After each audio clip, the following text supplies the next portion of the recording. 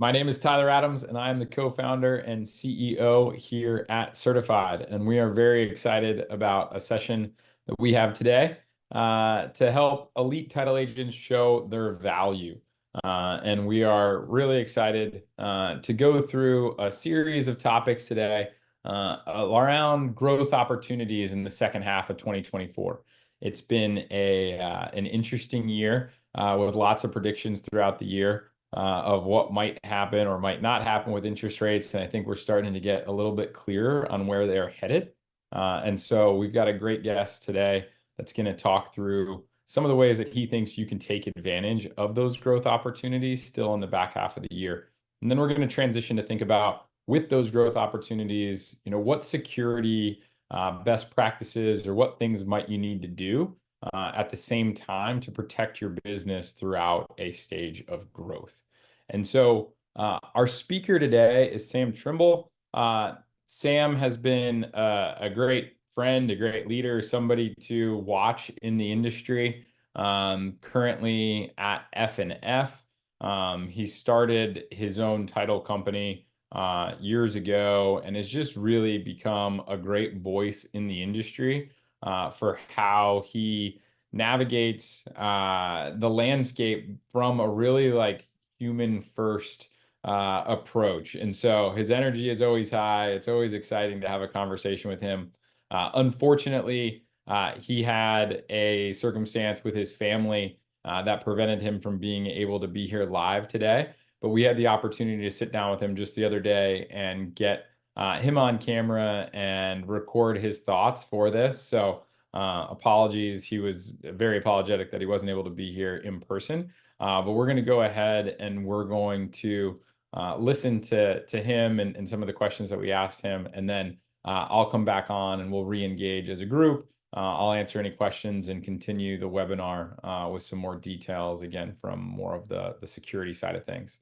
So as a reminder, submit your questions if you have questions throughout, especially while Sam's going through. Would love any questions that you have. I'd be happy to try to answer them, or we can follow up with Sam afterwards and get you answers directly from him. All right. So with that, I am going to flip over here and we will start our interview with Sam.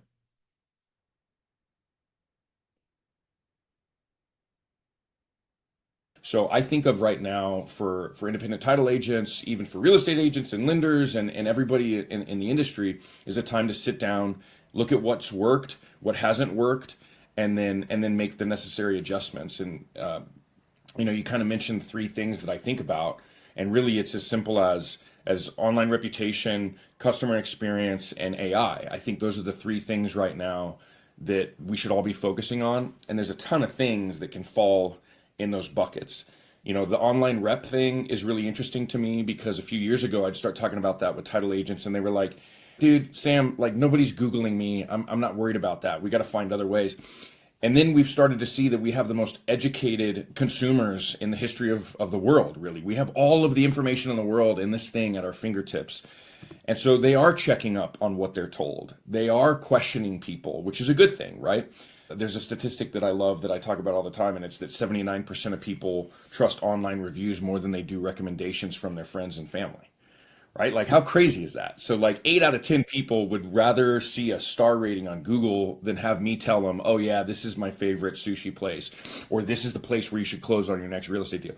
They're going to check up on us. So making sure that we have a really robust online reputation, now's the time, having a plan for how to get those reviews in. If you want to do it organically by simply asking or putting something in the closing room to direct them, that's great. If you want to get a little bit more strategic, you should be looking at things like Bird Eye and Gather Up and get 5 stars and things like that as a meaningful way to grow that online reputation.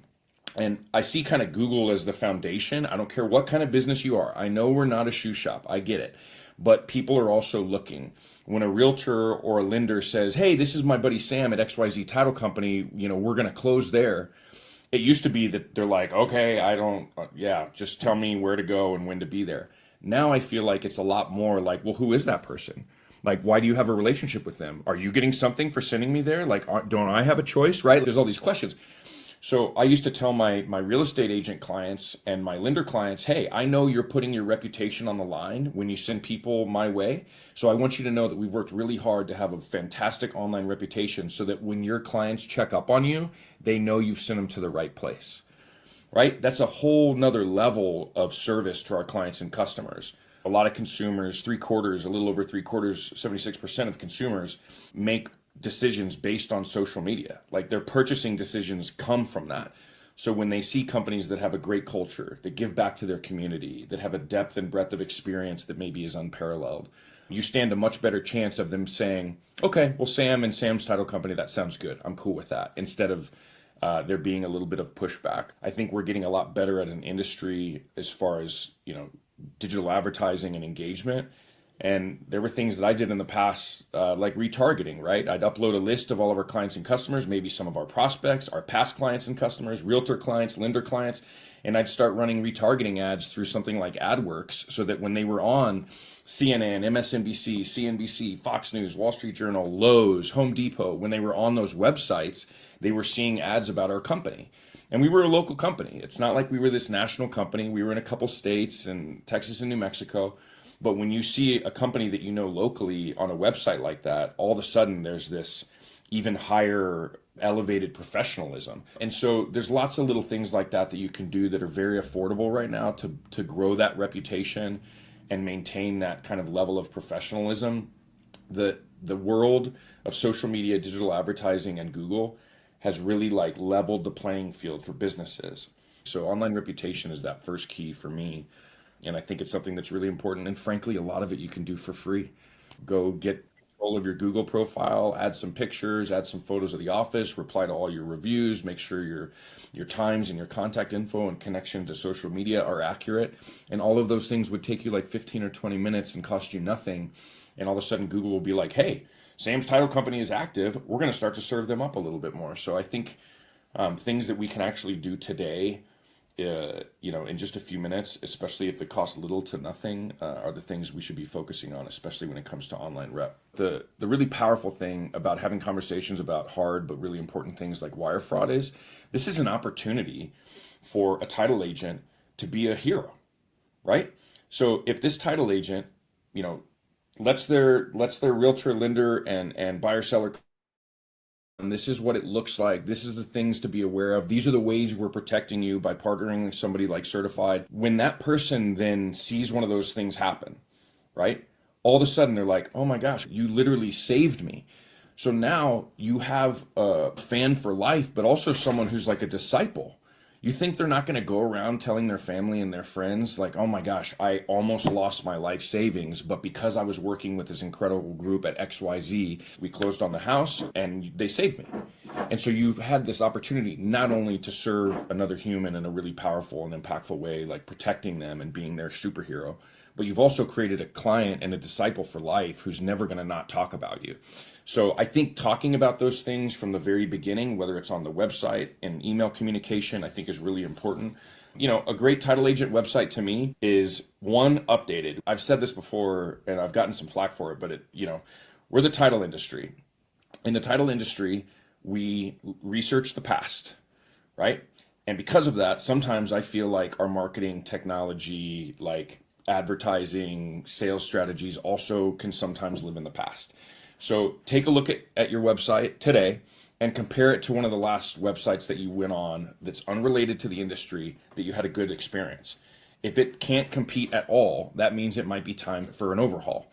And so to me, I like to see testimonials. I like to see easy to understand content to help educate me in the process. I like to see that your squad rolls deep. Like we are nothing without our teams. So lift up your team members, let people know the kind of experience they have. I love when you go on a website and there's a little ticker that goes and it's like 657 years of title experience in one office, right? That's amazing. And then when you see the people and you realize like these are humans. And one of my favorite things is a kind of like homegrown FAQ section. Like what are the 10 or 15 questions that you're getting asked every single day? And take a few seconds to create a video library of FAQs with your team. It's your faces, it's your voice. It's another moment of connectivity that you can create because and being able to direct people to that part of your website is important. And you'll notice if you have the ability to look at page count, how often people will go there. Most people, when they have a question about something as big as the largest purchase of their life, they don't have it between the hours of 8 and 5. They have it at 9 o'clock at night after everyone's been put to bed, and the Olympic closing ceremony's coming on, and that's when they're like, oh my gosh, I have this question about earnest money, or I have this question about closing or wire fraud, or I have this question about what's going on in the background. I have a question about what to expect next. What do I take to closing? When will I get the deed? There's all these things running around in their head. And so having a place that's easily navigable on your website to answer those questions when they want them answered, when it's most convenient for them, you'd be amazed how many people navigate there. Customer experience is one of those things that we talk about it a lot, but what are we actually doing about it? I talk with my buddy Justin Tucker about this a lot. The idea of finding what the friction is and then backing into a solution. So first identify what's the point of friction. The point of friction is this. For the last 20 years, consistently in the National Association of Realtors Seller and Buyer Survey, they have identified the number one complaint of buyers and sellers of real estate in the country, and that is lack of communication, or they didn't know what was going on, right? So knowing that that's the number one issue. I buy something online, I get a notification that it's, the order is confirmed. I get a notification it's getting prepped to ship. It's now shipped. It's on its way. It's stuck in Denver. It's on my front porch. And did you like it? Would you like to leave a review? I'm getting like 6, 7, 8 points of contact for like something online that I buy for 10 or 12 bucks. We're used to that, the Amazonification of our lives. And then I buy or sell the largest asset in my life, and my complaint is, I don't know what was happening, right? And so when you realize that's the number one complaint, backing into a robust communication strategy, whether it's partnering with a company that sends out notifications, whether it's creating a video library that educates people along the way so they know what's happening. We know what the problem is, so we need to back into a solution. And I've been reading a lot about some of the founding fathers of Silicon Valley lately, and I've kind of been stuck on a few different people. And one of them is Peter Thiel. So Peter Thiel, co-founder of PayPal with Elon Musk, first investor, one of the first in Uber, like just a major venture capitalist in the Valley. And one of the things he talks about is monopolies. So we hear the term like create a monopoly, and it's like, ooh, that sounds like negative, and like the FCC is going to get involved. And he's like, no, no, no, no, not that kind of monopoly. Create a customer experience and a process for your clients and customers that is so good that they literally can't get it somewhere else. They can go down the street to your competitor and do a single transaction, and then they're going to realize they have to come back if they want to feel like that. They have to come back if they want to get that type of incredible feedback from their clients and customers. And so I think creating that experience in a meaningful way, you can create that monopoly. You can get people into a position where they feel, in this feeling economy that we're in right now, they feel so taken care of and so protected, like we just talked about. Why would I go anywhere else? And if I do, I'm going to remember like why I shouldn't have. I should have stuck with you because you created a monopoly of experience. And so stop comparing your CX to your competitor down the street. Start comparing your customer experience to something you experienced that yourself outside of the industry that you remember to this day. What was that thing? And so I think when we stop comparing ourselves to each other and start comparing ourselves to other industries, that's when you see real growth. Otherwise, you'll find a stagnation that's hard to get out of. We just compare ourselves to each other all the time. Absolutely. I mean, information becomes like inspiration for a deeper relationship, and some people don't like talking about certain things because maybe it's not as like sexy or shiny or it gets people concerned or whatever. The things that we don't like talking about usually as a human are the things we should be talking about, right? So like if there's something that you don't talk about, think about why that is, and I can almost guarantee it's probably something that you should be discussing. And I think for some people wire fraud is kind of that thing because it's just like this big bad thing that we hope doesn't happen to us. But if we look through your all's yearly report, like the numbers are staggering, and we need to be doing a better job of having those conversations because obviously we're not there yet. If we were, those numbers wouldn't be as robust as they are. So there's only, we can only go up from here in creating conversations and narratives and information around that topic for sure. I had a buddy that said AI, we should think of it as an acronym for our army of interns. And I thought that was great, because most of us cannot afford an army of interns, and we could not handle an army of interns if they were unpaid, and we could afford them. So stop thinking of it as a competitor and start thinking of it as an efficiency tool and a way for you and your team to win some of your life back. Right? So everyone talks about the marketing and sales pieces. Obviously, that's the fun part in a lot of ways. There's incredible ways to create content and chop up videos and create graphics and imagery and copy and strategic plans for sales and all that kind of stuff. But I think we should start also thinking about, what are the talent development tools in there? What are the opportunities for operational efficiencies, not just kind of the sexy marketing and sales stuff? So salespeople are like, I think I have a good value proposition, but I don't know that it's that great. But I don't want to role play or do something like that with somebody else because it makes me nervous, and then emotions get involved because it's a human. Well, I was looking at something the other day called Yoodli, Yoodli. It is an AI communication tool. So you can either we could upload this webinar to it, or you can talk and record directly into it, or you can upload something that you did in the past, and it will go through and it will find like your filler words and what potential objections you would have received in that moment, potentially how to answer those. Did you make good eye contact? How fast did you speak? And then you can actually go back and forth, and you can pick a personality. You can pick a person and a personality, and an AI, avatar bot that looks pretty dang realistic will have a conversation with you. And you could pick like assertive, dismissive, flighty, like funny, inclusive. Like you can pick the personality, and you can go back and forth and have a conversation. And the reason I think tools like this are really cool, companies like Google, they had 15,000 employees use this product to get better at personal communication. They realized that the opportunity in the AI world, like, AI, and we've heard this quote, it's from an MIT/Harvard Business Journal article, but it says, AI will not take your job. People who use it will. Right? Like, I hear that quote all the time, and everyone acts like it's their quote. It was from an article like 4 years ago in the Harvard Business Review or Business Journal. I believe that. AI will not take your job. It cannot replace us as humans, right? But what can we work on? Becoming better communicators, being more authentic in the engagement with our client and customers, building deeper, meaningful relationships by creating incredible customer experience, by doing what we say we're going to do, novel idea. When we say we're going to do it, novel idea, right? And so a tool like Udly, if I was running a sales team again at a title company, I'd be like, all right, I'm going to spend $20 a month for the enterprise account. We're all going to get on it. It's not going to be emotional. It won't be Sam telling you, hey, you suck. You say all the time, and you're not concise, and you dove right in. You had no small talk. Like, that's emotional, right? But if it's AI telling you, hey, Sam, you talk way too fast. You say a lot. Your filler word is either or so. You were not concise. You meandered. You didn't have any kind of introductory niceties. You dove right in, which is uncomfortable for people. And then at the end, you had no takeaways and no action plan for follow-up. Hearing that from AI is a lot easier for me to digest than being like, Sam, you suck, right? So I think, like, start looking at some of the things that are outside of the norm. That, in the title space, imagine being able to balance back and forth with a lender in a few clicks using AI to auto balance a CD, right? Like, take something that normally takes 40 minutes and happens 3 to 4 times per transaction, turn it into 4 minutes and have it happen 2 to 3 times per transaction. You just won your lunch back every day, right? Like, you just got to go home at 5 o'clock.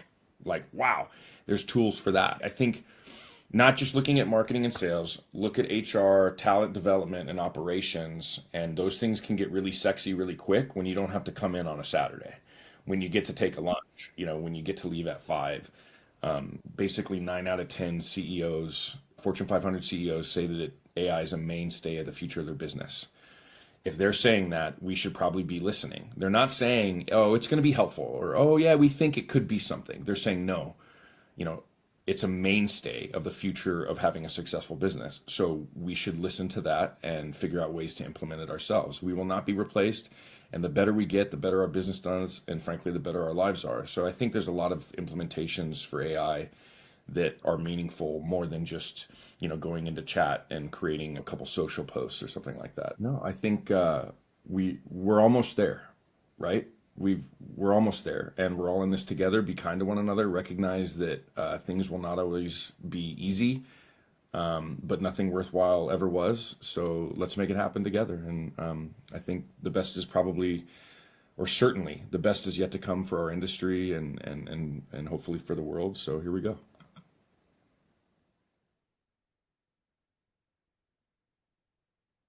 Man, that was great. Hopefully you enjoyed that and could keep up with Sam. I wish he was here because I have a lot of questions, but also a lot of appreciation for how much time and energy he focused on the human element and this idea that, the growth that you can experience as a business is predicated right now on investing in people and creating like just incredible experiences for the customer. And honestly, it's something when he talks about Peter Thiel and Silicon Valley and how they think about like the monopoly of the customer experience, something that I've studied quite a bit as well. And I just have a deep appreciation for because there is so much differentiation that you can create in those experiences, and they often do go overlooked.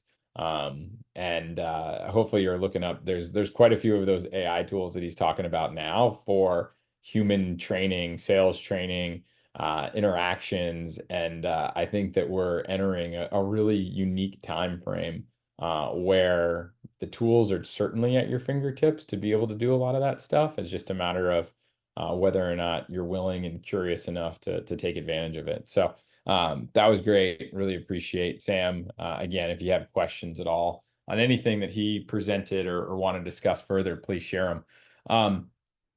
From our perspective, when I thought about kind of how Sam approached growth and thinking about, in preparing your agency to take advantage of the growth opportunities in the back half of the year, some things that came up for us is that, the need for fraud protection has also never been greater. And, there's some interesting parallels and things that he talked about and where we're seeing or helping our customers start to prepare. And so when we think about like the market volume, I'm going to show a slide in a minute. The expectations are that interest rates are going to start to drop. There's going to be more volume that's going to take place. And I think for those that have utilized the last, 2 years to be prepared, you're going to be in a great spot. But if not, you still have a little bit of time, and you got to be thinking about security. You got to be thinking about your processes for what you're going to do after having, some years of a lot slower volume. Now you're going to need to be prepared to hopefully take advantage of a quite a bit bigger bump. And I think, he talked about tech and AI, and we think about, there are awesome tools for things like sales training. There's awesome tools for marketing and back office. And there's great tools also that are now being able to be leveraged from a security perspective because all of the monitoring that we're able to help you do that other tech providers can do between scanning emails and reviewing sort of your access points, everything that your individual employees are doing on their computers, like these are starting to be more AI powered. And I think the thing to keep in mind there is that if you're not leveraging tools like that, the fraudsters are. And so we're seeing, fraudsters and these fraud teams be able to deploy techniques at just an crazy scale as a result of their army of interns, if you will. And so it's just important to recognize that even though we're leveraging these tools and be excited about them, like fraudsters have access to them too. And then regulation is an interesting one. We've been following this quite a bit, but if you've been watching anything, especially around the news with Zelle and some of the different payment providers, there's starting to be more and more scrutiny on how consumers are impacted impacted by scams.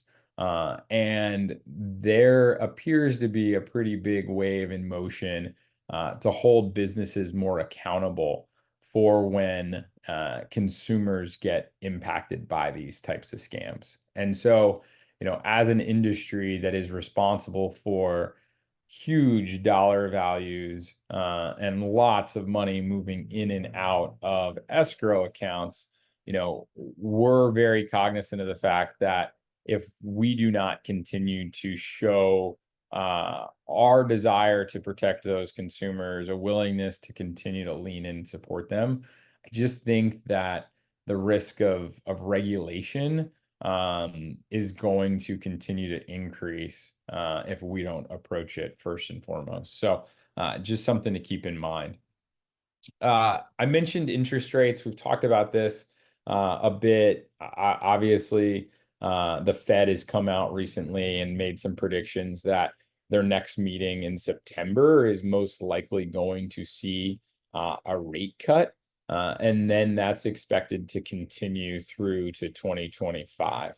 And so, as we're all kind of preparing for what this could mean, I think that there's a lot from refinance capabilities, but also obviously new purchase as well as interest rates change, hopefully somewhat dramatically over the course of the next, 6 to 18 months. When we think about those rate changes, one thing that we wanted to highlight a little bit is refi. And the reason why, refi stands out to us and we're starting to prepare for it ourselves is that, if you think about when rates started to go up in 2022, we've essentially been, 2 full years almost now of kind of elevated interest rates. And during that time frame, what happened was we ended up with quite a few folks that ended up purchasing all cash. We also had scenarios where a lot of loans that were created were taking place in like the sevens. And so when we think about getting into that like high to mid fives, we believe that there's going to be just hundreds of billions, if not $1 trillion worth of refis possible based on some of the metrics that we've been reviewing. And what we know is going to occur, first and foremost, is a ton of payoffs. And with more payoffs being prepared, more payoff fraud is just absolutely going to happen. That has been a vector of fraud that we have seen evolve consistently over the last 3 or 4 years, but especially during COVID. And now we feel as though they're just sitting on the sidelines, and this boom of refis, they're going to be prepared for on the fraudster side. And so just really important to be buttoned up in terms of what your processes are for verifying payoffs or leveraging technology to help you ensure that you don't end up with a fraud there. Buyer impersonation and cash out net proceeds is interesting. So, over the last 12 months or so, you've heard a lot about seller impersonation, and we've prepared you all. We've talked about it. We've seen folks showing up, impersonating the sellers of properties. A lot of vacant land was sold to fraudulent sellers. And a lot of times that was done via doctored up ID cards or somehow doctored up documentation on deeds, enabling effectively a seller to impersonate the lawful owner and a transaction to take place. Well, we foresee that during a period of refi, that we'll likely see buyer impersonation.